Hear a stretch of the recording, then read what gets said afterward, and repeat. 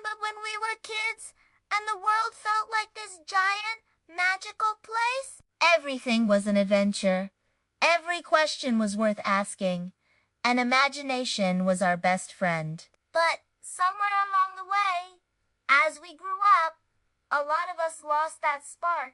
We traded wonder for worry and curiosity for certainty. This is a story about how a 7-year-old reminded me of the most important lesson I ever forgot. It was one of those impossibly busy Tuesdays. My inbox was overflowing, my phone wouldn't stop ringing, and my to-do list was mocking me. I felt like a hamster on a wheel, just running and getting nowhere. My nephew Leo was staying with me that week. He came into my home office, holding this lumpy, slightly misshapen clay figure. It had 3 legs, 1 giant eye, and what looked like a feather sticking out of its head. Auntie, look what I made, he said, his face beaming with pride. I glanced over, barely looking up from my screen, and said something like, "Oh, that's nice, Leo.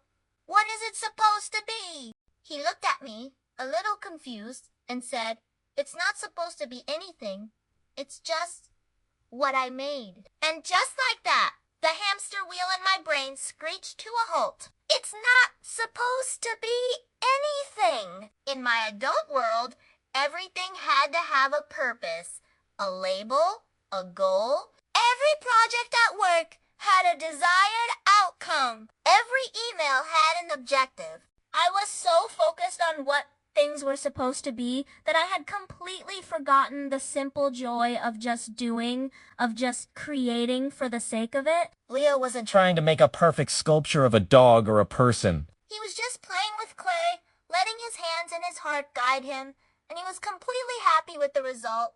He wasn't worried about what others would think or if it was correct. He was just expressing himself. That moment was a huge wake-up call. How many times had I stopped myself from trying something new because I was afraid I would unbe good at it? How many ideas had I dismissed because they were UNT practical, or did UNT fit into a neat little box? The lesson was so simple, yet so profound. The lesson was to let go of the supposed to be, to embrace the process, not just the outcome, to create, to explore, to play without the pressure of perfection or expectation. It's the freedom to be messy, to be imperfect, and to find joy in the journey itself. So, the next time you feel stuck or overwhelmed, maybe ask yourself, what are you trying to make something supposed to be? And what would happen if you just let it be what it is? Maybe that's where the real magic is hiding. Thanks for watching. If this story resonated with you, I'd love to hear your thoughts in the comments. Don't forget to like and subscribe for more stories like this. See you next time.